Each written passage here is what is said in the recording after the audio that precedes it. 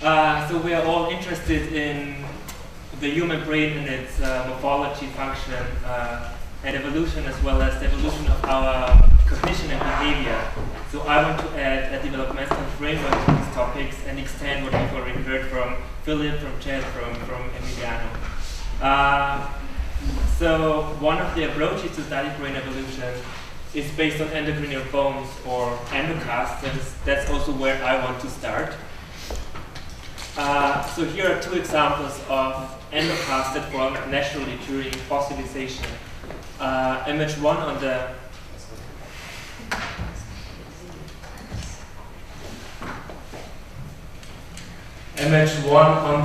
left is the type specimen of Australopithecus sediva, the recently described species that most of us or all of us know of. And Tom on the right is the first African early hominin that was found and the type specimen of Australopithecus africanus. So there's a reason why I decided to show you these two examples for natural endocasts. Both of them are important type specimens. Both of them include the natural endocasts, and most importantly, both of them are juveniles. So immature individuals might not yet exhibit the adult morphology that is typical for the species. So on the one hand, this is or can be problematic because it complicates the description and the definition of the species and the comparison to other fossils. But on the other hand, a juvenile individual can provide interesting evidence about growth and development. And I want to emphasize that the ontogenetic pattern in itself can be an important feature to describe a species, because the ontogenetic pattern is really informative about the biology of a given group or species. So what can we learn from endocasts? That's also what we have heard in each of the talks before mine. So there are endocrinal surface features like impressions of brain convolutions or let's find out. Impressions of brain convolutions or impressions of meningeal vessels, and then of course about brain size and about the shape of the brain. So surface features are often difficult to locate and difficult to quantify, and the absence, presence, or the configuration of particular gyri results is often really controversially discussed. So that's why I want to focus on endocranial size and endocranial shape during ontogeny in my talk, and compare humans to our closest living relatives, the chimpanzees, and to our closest extinct relatives, the Neanderthals. So the question is now, what can ontogenetic endocranial shape changes and size changes tell us about the evolution of the human brain and the evolution of our cognition and behavior? So endocasts do not provide any information about the internal organization of the brain. So I first want to start and talk a little bit about the development of the neural organization and how this relates to our cognitive development, and later use this background information to interpret potential similarities or differences in the endocranial ontogenetic patterns that we can also find and observe in fossil species. So these are histological images of human brains at different ages. On the left, a newborn brain, and on the right, a brain of a 2-year-old. So this is to illustrate that a lot of internal brain development is happening postnatally. So the internal structure is changing extensively. So in a newborn brain, most of the neurons are already born, but the neural connections between the neurons are sparse. And by the time of 2 years, we see that the neurons are well connected, and also the first defined neural fiber tracks between brain regions that are further apart exist. So in processes like axonal and dendritic growth, synaptogenesis, synaptic pruning, and myelination take place in this brain development, and these processes take place in different brain regions at different times. And partly they also continue into young adulthood. So in terms of internal structure, the human brain is developmentally delayed. And this developmental retardation brings forth an extended period of high plasticity, and the underdeveloped brain is more susceptible to influences of postnatal experiences. So this plasticity is thought to play a key role in the emergence of human-specific cognitive abilities.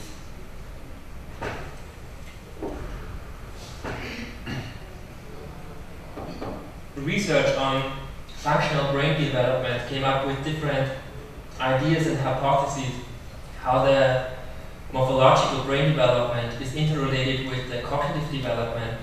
And some of these ideas are illustrated here. So the first one postulates that the neuroanatomical maturation of a region allows the emergence of a new behavioral ability. The second links the onset of a new behavioral ability to changes in the interactions between different brain regions.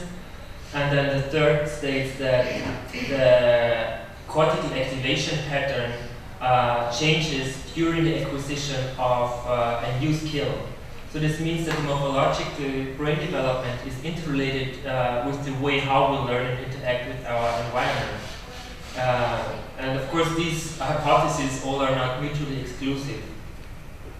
One source of information about the interactions between morphological and cognitive development are individuals or clinical studies of individuals that suffer from dysfunctions of brain development that are related to cognitive impairments.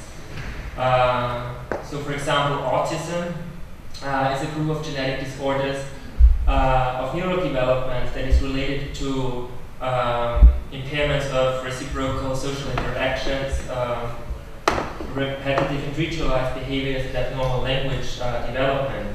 So this is a chart of head circumference data in relation to age so as to approximate brain growth. And the autistic people are shown as the black dots here. So we see that they develop their brains at slightly higher growth rates in early postnatal ontogeny as compared to unaffected individuals.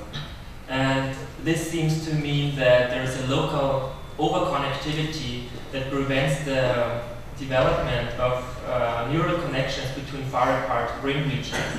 And these missing connections would be important for higher order social, emotional, and communication functions.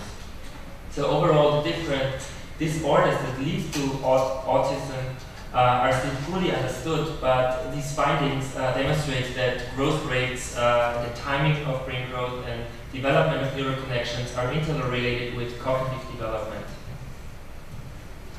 So other studies analyze volumetric changes of gray and white matter in humans and other primates.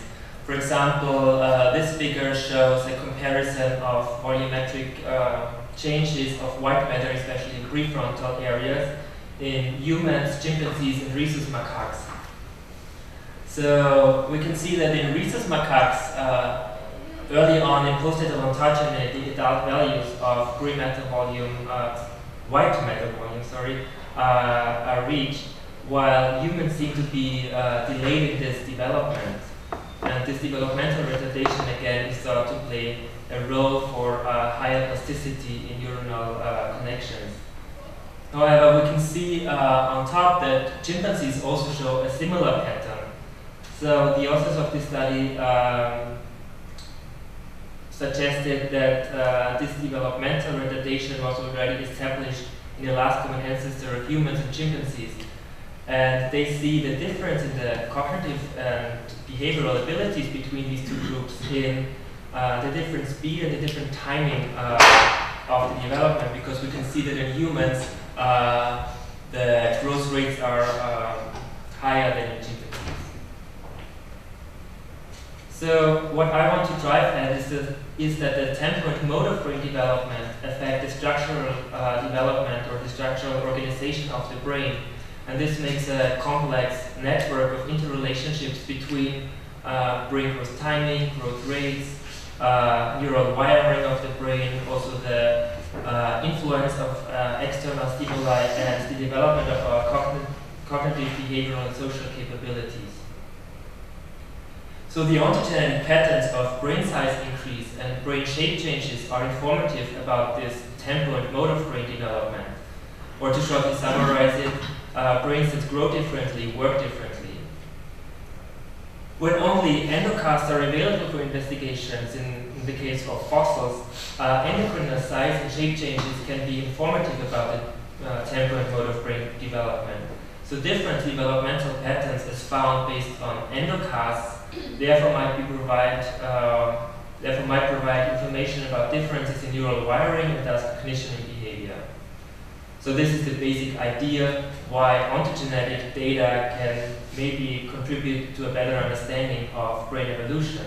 So with this background information, I want to continue and discuss endocrinal size and shape changes during ontogeny.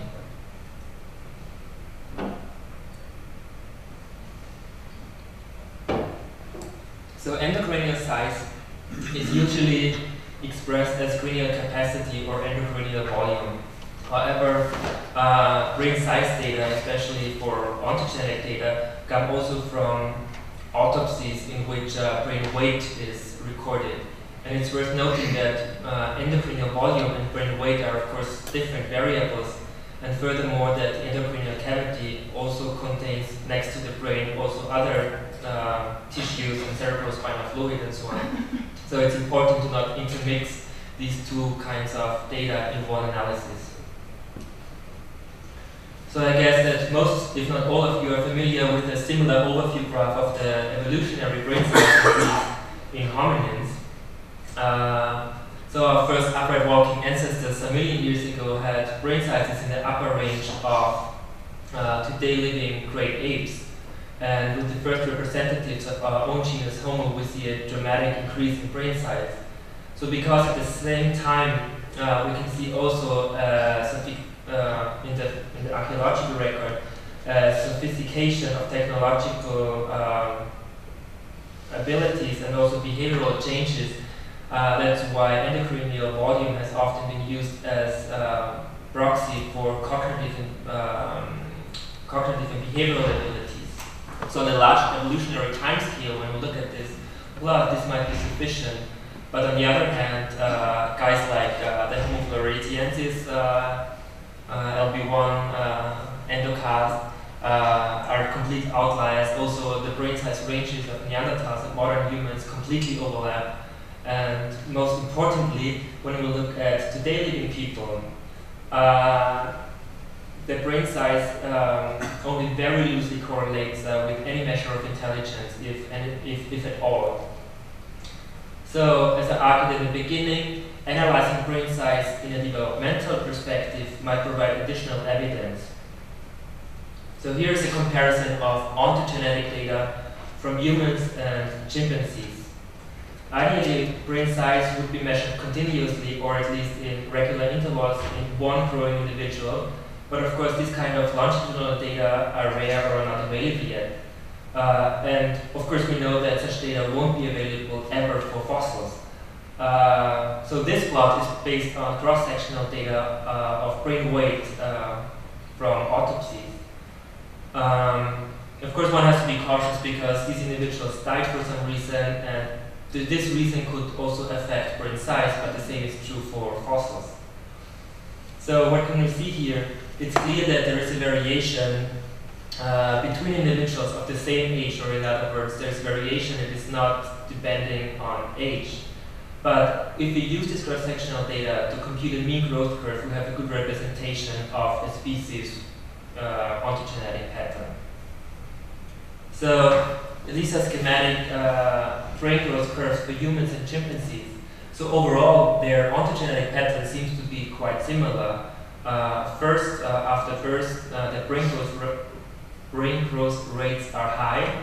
And then after some time, the growth rates decrease and the brain continues to grow but slower until adult brain size is reached.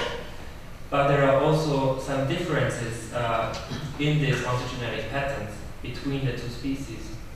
So humans are born already with far higher brain sizes in absolute terms than chimpanzees.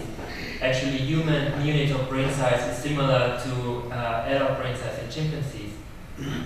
But when neonatal brain size is related to adult brain size, humans show a smaller percentage than chimpanzees. So human newborns have achieved about 25 to 30% of adult size, and chimpanzees already 40%. There is no agreement about the exact numbers of this difference, because people use different samples, and also sometimes people use brain weights and sometimes endocrinal volumes.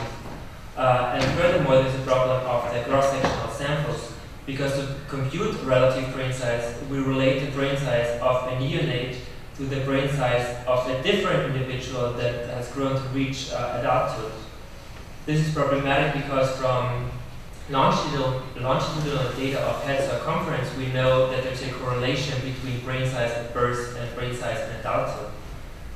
So that means that relating, for example, a relatively small neonatal brain to an average adult value, the percentage we find might be very imprecise. To deal with this problem, De Silva and Lesnick in a paper from 2006 used resampling techniques and related every neonate of their sample to every adult of their sample. And doing so, they confirmed that with a very high probability, this is a real difference between the two species, so humans really have proportionately lower brain sizes at birth. A recent study brought also new insights into brain growth before birth. So these authors acquired prenatal data of brain size for 2 different chimpanzees between 13 and 40 and 34 weeks of gestation, and compared this longitudinal data to human data. They found a really interesting pattern. So while chimpanzee brain growth rates decrease at week 22, you can see here, I mean, this is the plot of the brain growth rates. The growth rates in humans still increase far longer.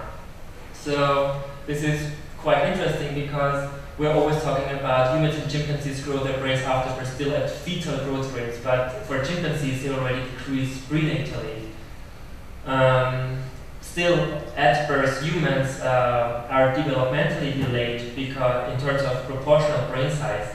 So to catch up, they grow their brains at high fetal growth rates for a longer period of time, for about 1 to 2 years, and then only then the growth rates decrease, while chimpanzees have high growth rates for a far shorter period of time.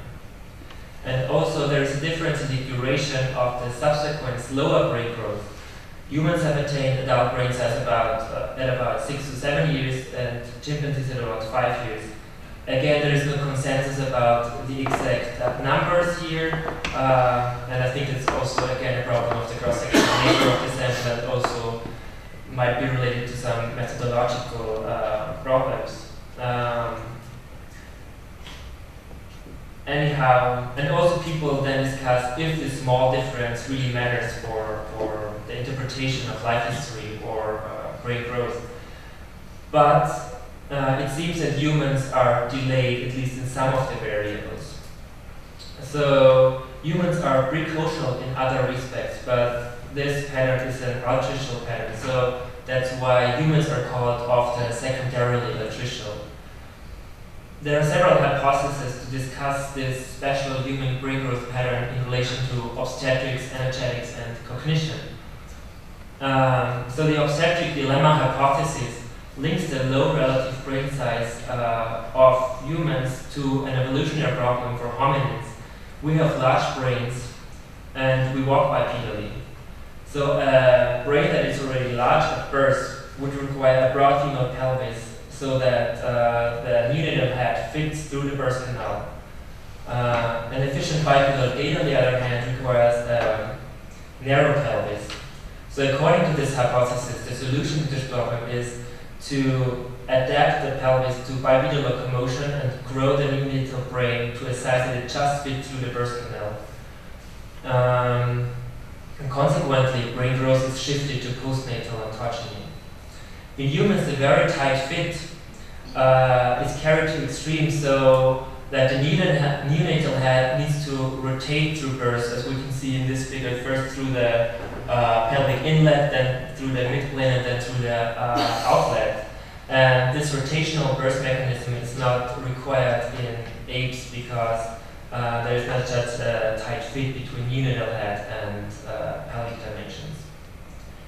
Then the maternal energy hypothesis, or all the different versions of this hypothesis, state that there's a link between the basal metabolic rate of the mother and brain size of her developing offspring. So according to this hypothesis, neonates are born when the mother's metabolism cannot anymore provide enough energy for the growing brain of her offspring. So lactational costs after birth are of course also high, but additional parental and alloparental care can contribute to the postnatal brain growth. So a recent paper by Dunsworth and colleagues then argued that the obstetric dilemma hypothesis is not valid anymore because they see that the energetic constraints of mother and fetus are the primary determinants of gestational length and brain growth, fetal brain growth. And they also argued that the female pelvis could be broader and females could still walk efficiently bipedally. However, I think there are still a lot of open questions, including why is there such a tight fit between neonatal head and the pelvis of the mother or the birth canal. I also think that the maternal energy hypothesis and the obstetric dilemma hypothesis are not mutually exclusive, and it's quite possible that both ideas were important during different times of evolution. So anyhow, the low relative neonatal brain size in humans is only part of a particular postnatal brain growth pattern. And this pattern also means that a high percentage of brain growth takes place while we already interact with the extrauterine environment, including increased social interactions and increased sensual stimulations. So I already argued that developmental retardation is interpreted to be advantageous for cognitive development. And in humans, particular cognitive milestones can be brought in connections to particular morphological changes in the brain. But of course, for fossils, we can't do this. We can only look at the endocrinial volumes and try to establish an ontogenetic pattern based on these volumes. So there are several immature Neanderthals that are complete enough so that they can be reconstructed and endocrinial size can be estimated. And two of them, Lelusier 2 and Maiskaya, are interpreted to be neonates. So how Neanderthals achieved their adult brain size is quite similar to modern humans, as we can see here. And also based on the reconstructions of the two neonates, we know that Neanderthals had at birth quite similar brain sizes than modern humans, but Neanderthals had slightly larger brains on average as adults. So it has been hypothesized that slightly higher growth rates in early postnatal ontogeny are the reason for this adult difference. As I tried to explain in the beginning, small differences in the tempo and mode of brain development could mean, especially in early ontogeny, can have huge effects on cognition and behavior. However, our knowledge about endocrine or about Neanderthal ontogenetic patterns is based not only on estimations of brain size, but also the ages of the Neanderthal individuals have to be estimated. So this adds to the insecurity of the brain growth curve. So traditionally, the age of juvenile fossils is estimated using dental eruption patterns. This is an atlas for humans that shows the different developmental stages of the teeth. And of course, there are differences between species, and such an atlas can be produced only when we have a large sample of known aged individuals available. And of course, this is not the case for fossils like Neanderthals.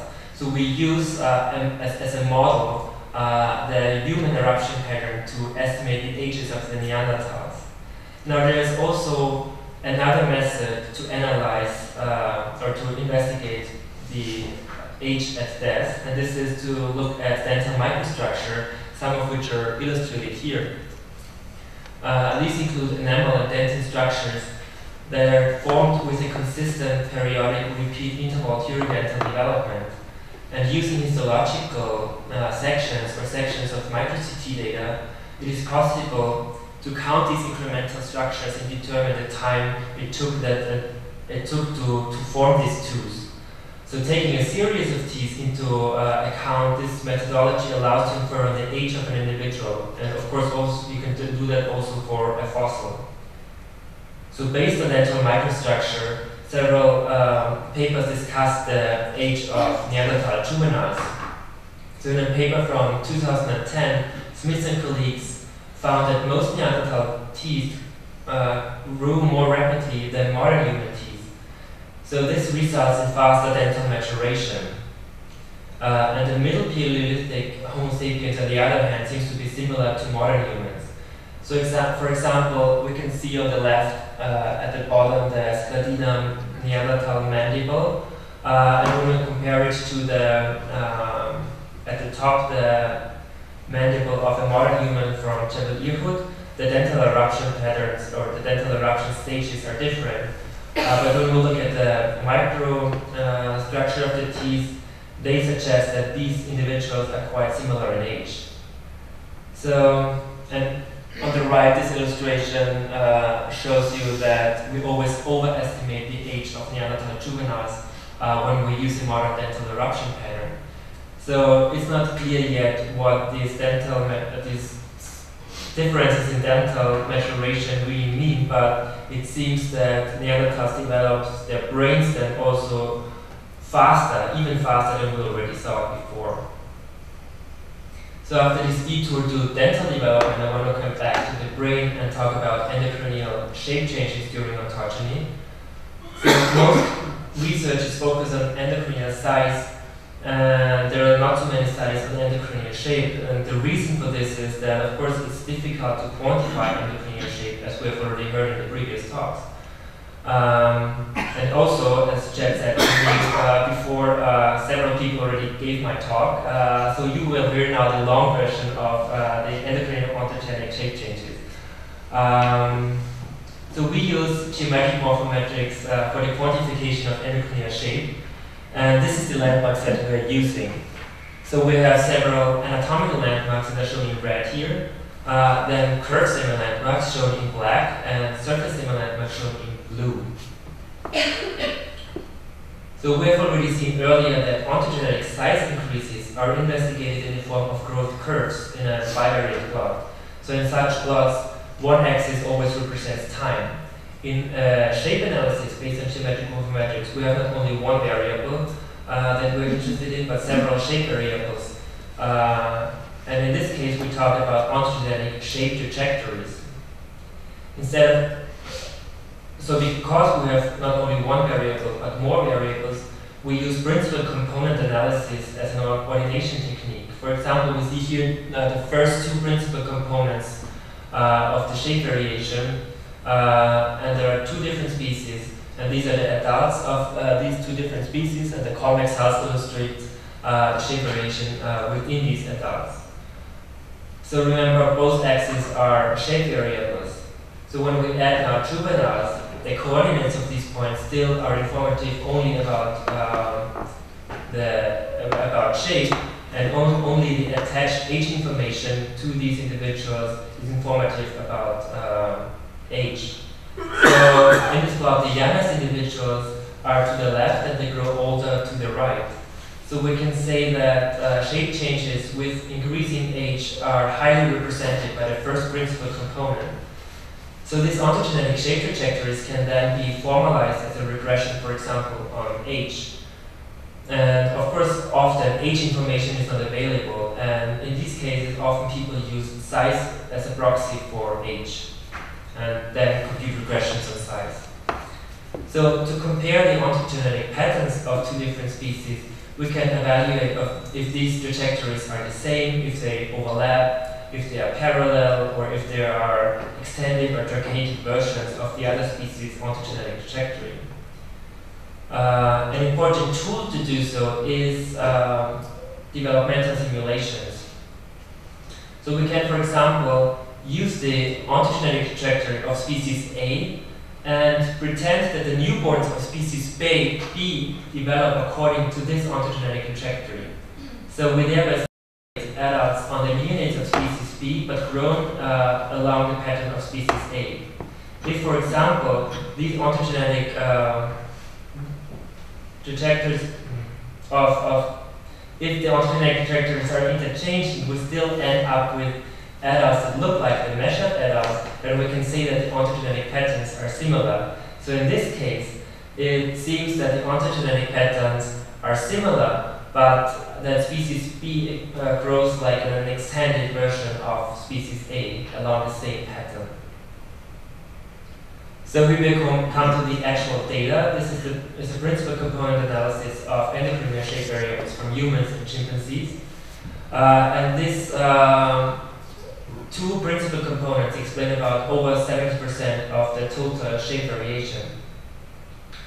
Humans are shown in blue and chimpanzees are shown in green. So each point is coded according to the dental age group of the individual. Age group 1 are individuals without any teeth erupted, or we call them neonates. Age group 2 are specimens with incomplete deciduous dentition, and then the follow-up age groups until 6, which are fully M3 erupted individuals, so adults. The convex hulls again indicate a variation among the individuals of one age group. And to describe the average ontogenetic pattern, we used a series of vectors between consecutive age group means. So the trajectories do not overlap. So that means that humans and chimpanzees do not have the same endocrine shape at any time during their postnatal ontogeny.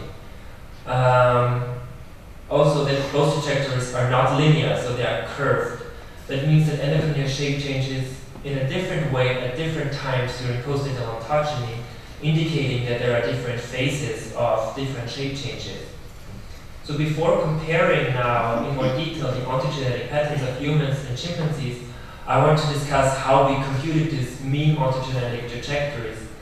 So we have age information for all of the immature humans in our sample, but only for a few of the chimpanzees, and for sure we don't have exact ages for Neanderthals, so we could not use a regression on age. We also didn't want to use a regression on size because we know that that's a really peculiar way of size increase with age. So we decided to come up with this idea to bring the age component in with these dental developmental stage age groups. So let me show you why this approximation is valid.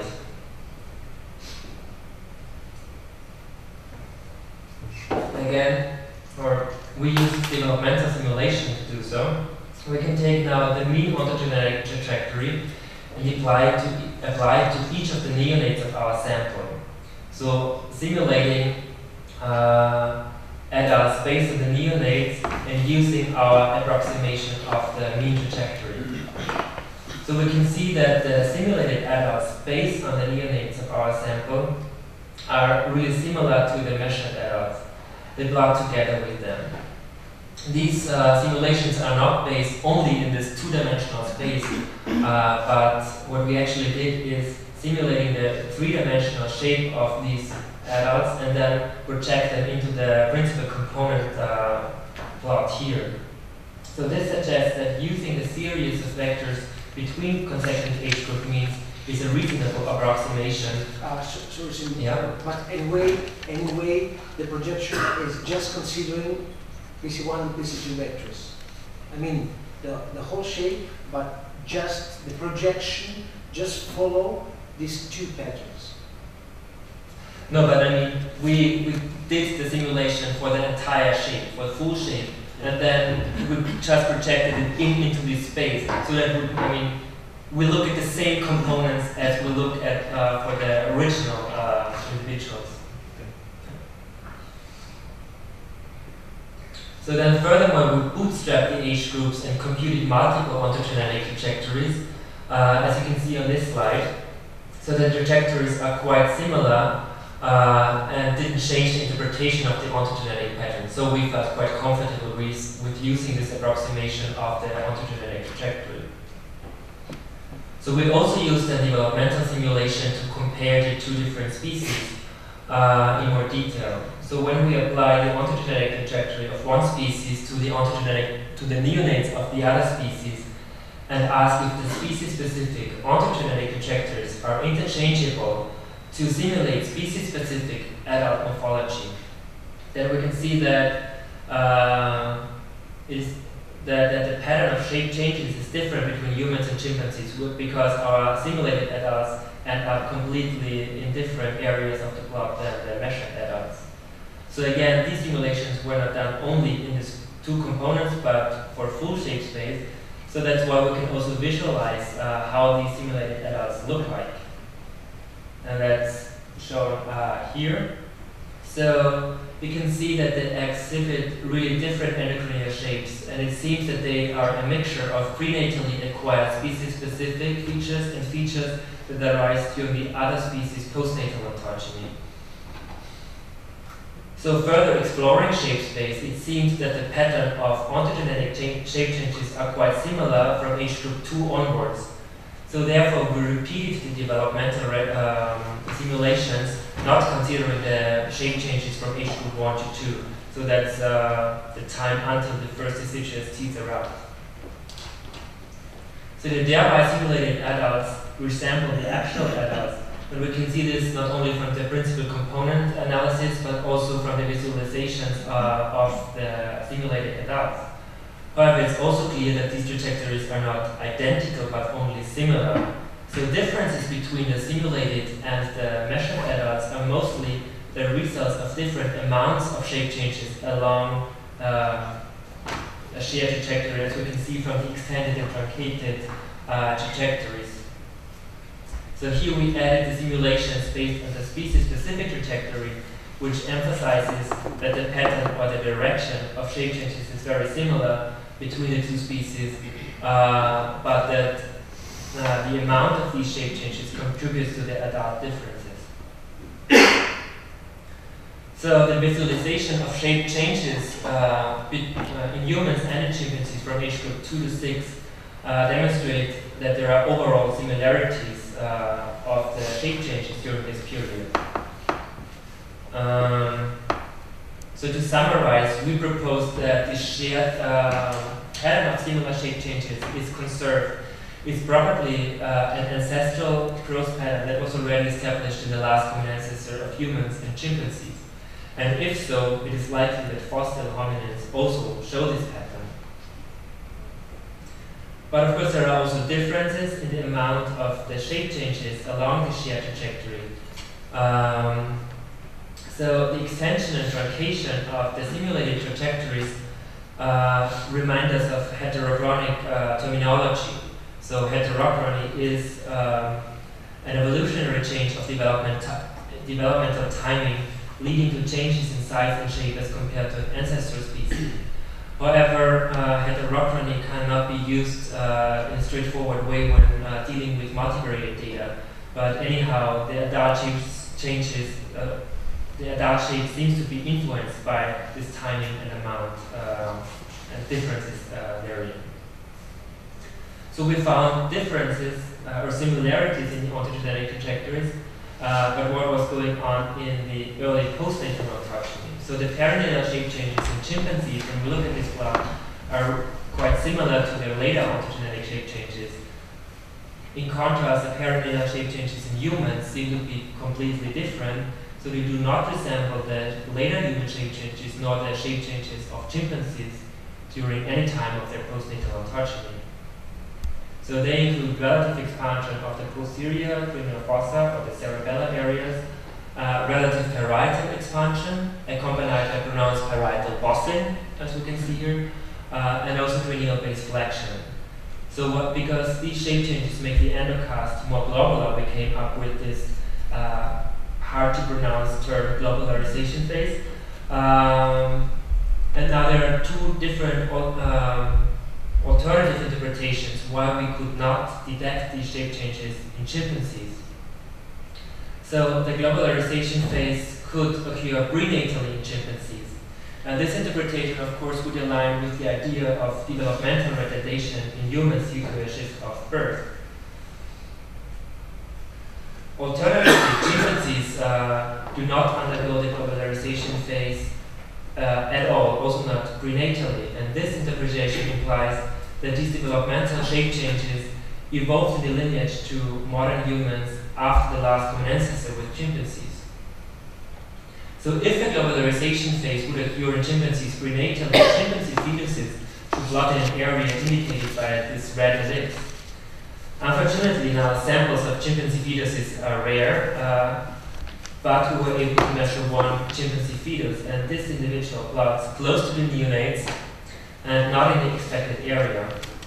So this is only a single specimen, but the shape of this chimpanzee fetus does not support a prenatal globalization phase.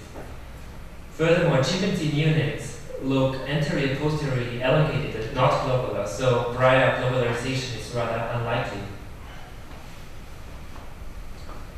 Also, earlier studies on endocrineal base development in humans and non-human primates indicate that the cranial base extends prenatally in all studied primates. So cranial base extension is the opposite of cranial base flexion that we see in the globalization phase in humans. So therefore we concluded that the perinatal human shape changes or the globalization phase evolved in the hominin lineage after the last common ancestor with chimpanzees. Now it was intriguing to us, of course, that neurocranial globularity and flex cranial bases emerging in early human but not chimpanzee ontogeny are traits that distinguish modern humans from archaic humans, including the Neanderthals. So based on the comparison of humans and chimpanzees and their ontogenetic patterns that led to the hypothesis that the globalization phase has evolved only in modern humans. So we used our knowledge about the similarities and the differences of the ontogenetic patterns in extant species to compare and discuss the ontogenetic patterns of Neanderthals and modern humans, and ask if Neanderthals have a globalization phase or if this peculiar pattern to grow a brain is unique to modern humans.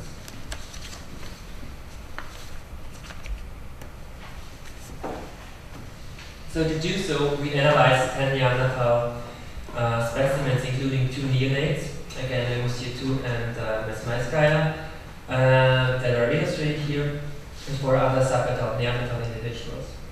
So most of the Neanderthal specimens are, of course, fragmentary and need reconstruction, especially the juveniles. And we have already heard from Philip that we always try to do multiple reconstructions and then hope that all these reconstructions lead to the same conclusions, or So in this case, we did 150 different reconstructions for every individual. So again, we have already seen this plot. Just to repeat shortly, we predicted the ontogenetic trajectory of Neanderthals by applying the modern human trajectory backwards, starting at the Neanderthal adult mean. And then had 2 models, Model A including the globalization phase, and Model B leaving out the globalization phase. So in all the sub-adults plot along the predicted ontogenetic trajectory. So that means that, as expected, they also have this shared ancestral pattern of later ontogenetic shape changes. But also the 2 Neanderthal neonates plot close to the human neonates and within the prediction of Model B, supporting that they do not have a globalization phase.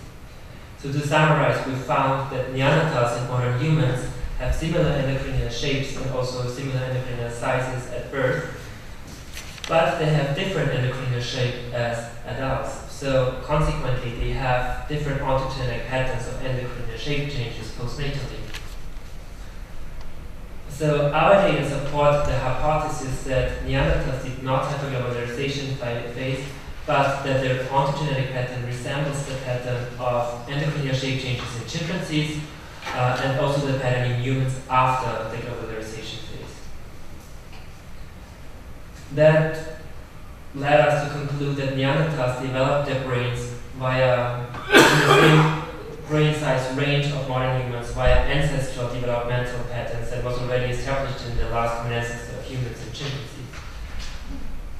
This suggests that the globalization phase is unique to modern humans. However, it remains to be shown when during the evolutionary history of our own species this developmental pattern evolved.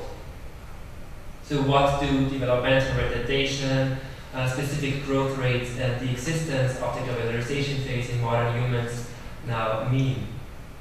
So I want to point out that we do not want to interpret that having a large and round brain makes us want to create art or go fishing. The absolute size of the brain and the overall shape of the brain per se have probably very little to do with cognitive abilities. Recent imaging technologies like this diffusion tensor image make it possible to visualize the complex system of neural interactions between different brain regions, and it is this complex neural network that is critical for our cognitive and behavioral abilities. So this brings me back again to the beginning of my talk. So the way how this neural network is built is tightly interrelated with cognitive and behavioral abilities, and also experience and external stimuli from the environment play an important role. So we went one step further from analyzing ontogenetic size increases and investigating ontogenetic shape changes. We found that the ontogenic shape changes in modern humans and Neanderthals differ very much in the first year of life, so really early in postnatal ontogeny. This finding is robust even when we are not sure about the exact ages of the Neanderthal immatures, because there is no way how a Neanderthal neonate would have a globalization phase, as we've already seen yesterday from Philip's talk when he showed the prediction of a Neanderthal neonate under Model A. So during the globalization phase, the brain growth rates are really high and the brain grows really rapidly. And also the neurocranial bones are still thin and the cranial sutures are open. So we can assume that most of the endocranial shape changes that we found during this period are driven by the dramatic size increases of the brain itself. So not the differences in shape itself, but how the shape develops might be associated with differences in cognitive development. So however, conclusions about Neanderthal intelligence or behavior will always stay somewhat speculative because we cannot observe and test living Neanderthals. Rather, we learned about the unique developmental patterns in modern humans, and it remains unresolved when during the evolutionary history of our own species it evolved and which internal developmental processes this pattern underlie. On the other hand, the pattern of later shape changes is shared between humans, Neanderthals, and even chimpanzees, so these endocranial shape changes also continue even after adult brain size is achieved. Therefore, it is likely that the conserved endocranial shape changes are at least in part strongly related to shape changes of the cranial base and the integration with facial development. So Emiliano talked a lot about this. So a lot of work has been done on cranial base variation and integration between brain and face, both in a developmental and evolutionary framework. However, the traditional cranial base angle cannot really capture all this complex three-dimensional shape information that is important to understand these relationships. Recent studies, most of all, Marcus and Emiliano did a lot of work on these things, used new techniques to explore that. And as we've seen, they discuss about this, so I won't say more about these discussions. So I think that studying endocasts in a developmental framework can help to understand better the brain evolution and the evolution of our cognition and behavior. So I hope I could persuade you that the analysis of ontogenetic patterns is additional valuable information. So with this, I want to end. And thank again Emiliano and the entire team from here to organize this wonderful